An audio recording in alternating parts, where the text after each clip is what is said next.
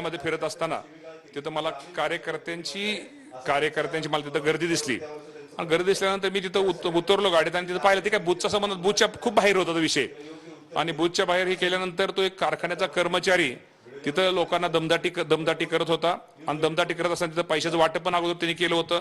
मला त्याच्या अगोदर लोकांना ह्याला नोकरीला होतं थोडा ही होतं आणि तिथं भांडण चालल्यानंतर मी तिथं गेलो आणि पाठीमागं त्याला मी आलेलं लक्षात नाही आलं. त्यांनी माझ्याबद्दल सुद्धा थोडा अशब्द वापरला आणि ते अपशब्द वापरल्यानंतर मी निश्चित प्रकारे त्याला तिथं विचारलं, तू इथून जा, इथं लोकांना ही करू नको. तिथं काय निवडणुकीचा तो काही विषय नव्हता, खूप बाहेरचा विषय होता आणि 100% तो कार्यकर्ता थोडा चुकला होता. आणि मी जर तिथं गेलो नसतो तर त्या कार्यकर्ता नाही, तो बारामती अॅग्रोचा कर्मचारी होता. बारामती अॅग्रोचा कर्मचारी मी जर तिथं गेलो नसतो तर त्याला नक्की लोकांनी चोप दिला असता.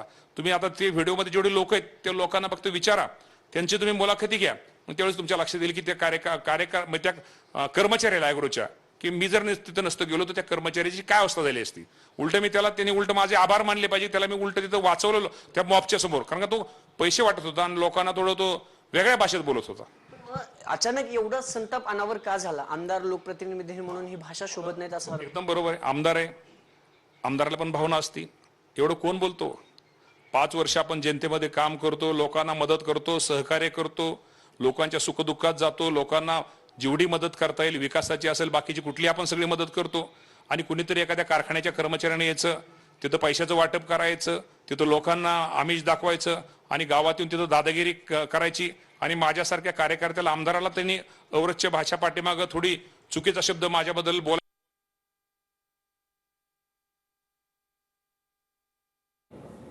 तर दत्तामामा भरणे यांनी आता या व्हिडिओनंतर स्पष्टीकरण केलेलं आहे. दत्तामामा भरणे यांनी कार्यकर्त्यांना शिवीगाळ केली असा व्हिडिओ ट्विट करत रोहित पवार यांनी गंभीर आरोप केलेला आहे. सुप्रिया सुळे यांनी देखील दत्ता भरणे यांच्या विरोधामध्ये निवडणूक आयोगात तक्रार केली, मात्र असा कुठलाही प्रकार नव्हता आणि आपण आलो त्यामुळे कार्यकर्ता वाचला असं देखील दत्तामामा भरणे यांनी म्हटलं. त्यामुळं ह्या गोष्टी बाबा तुम्ही आता पाहिजे आणि ते मी जर तिथं नसतो गेलो तर नक्की त्याला त्या वेगळा अनर्थ घडला असता. त्याने उलट माझा आभार मानले पाहिजे, तू माझ्यामुळे वाचला. बारामती अॅग्रोच्या कंपनीचं नाव घेत आहे, रोहित पवारांच्या मालकीची ती कंपनी आहे. नेमकं त्यांचा कार्यकर्ता काय करत होता? पैसे वाटत होता? कर्मचारी तो कार्यकर्ता तिथं गावात मी बूथच्या बाहेर, बूथचा संबंध होता, लांब ते होतं, तिथं गर्दी मला दिसली, तिथं गेल्यानंतर तिथं काहीतरी भांडण चाललं होतं. मग मी त्याला ते भांडण चालल्यानंतर त्याच्या अगोदर तो पैसे तिथं पलीकडे वाटत होता, बूथच्या बाहेर तिथं पैसे वाटत होता आणि तिथं वेगळ्या प्रकारे त्यांना तो भाषा करत होता आणि ते करत असताना मी तिथं त्यांनी मला पाहिलं नाही आणि तो माझ्याबद्दल तो शब्द तरी वापरला आणि 100% त्यानंतर ह्या गोष्टी मी त्याला बोललो. पण अरेरावेची भाषा तुमच्याकडनं करण्यात येते कार्यकर्त्यांना प्रत्येक बूथवर, असा आरोप देखील आता होतोय तुमच्याकडे.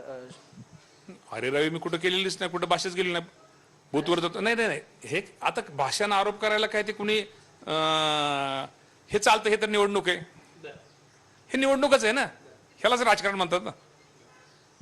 खरं तर तुम्ही म्हणताय की ती माझी ग्रामीण भाषा आहे, पण यावर अनेक आता आरोप प्रत्यारोप सुरू झालेत. आमदार आहात, स्वतः तुम्ही विधानसभेचे सदस्य आहात, मग तुम्ही असा शिवीगाळ करणं एखाद्या कार्यकर्त्याला किंवा कर्मचारी, तुम्ही जो आरोप करते की ते बारामती अॅग्रोचे कर्मचारी आहेत, आता यावर पण त्याच्यावर काही कारवाई असं ऐका तुम्ही, मी काय तो व्हिडिओ काढलेला नाही, त्यांनी माझा व्हिडिओ काढला, कदाचित त्याला ते करायचं असेल, व्हिडिओ माझा करायचा असेल, त्यांनी माझ्याबद्दल बोललेला, ती मी व्हिडिओ काढला नाही काढला, तो आमच्या लोकांना अर्वाच्य बोलला नाही काढला, ते पैसे वाटप होतं आम्ही नाही काढलं, ती काय आमची चूक झाली का?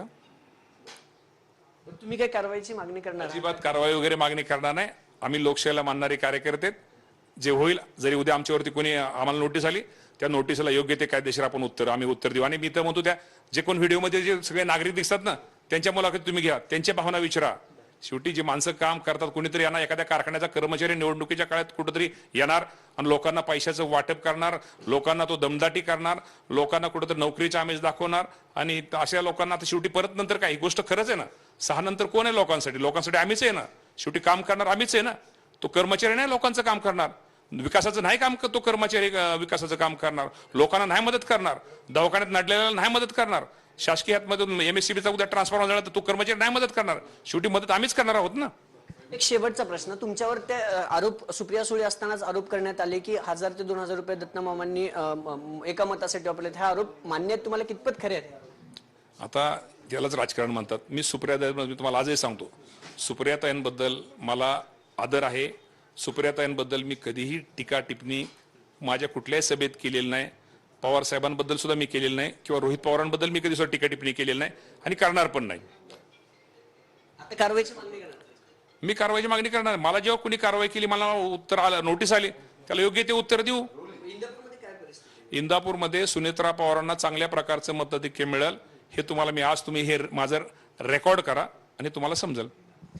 ज्या कर्मचाऱ्याला, ज्या कार्यकर्त्याला मी शिवीगाळ केल्या तो मुळात कार्यकर्ता नाही, तर बारामती ॲग्रोचा तो कर्मचारी आहे आणि माझ्यावरती आरोप खोटे आहेत. मी कुठलीही शिवीगाळ केली नाहीये, ती माझी ग्रामीण भाषा असल्याचं स्पष्टीकरण या सगळ्या व्हायरल व्हिडिओवरती दत्ता वारणेंनी दिलेलं आहे. कॅमेरा पर्सन विकी चव्हाणसह अभिजित पोते, TV9 मराठी, बारामती.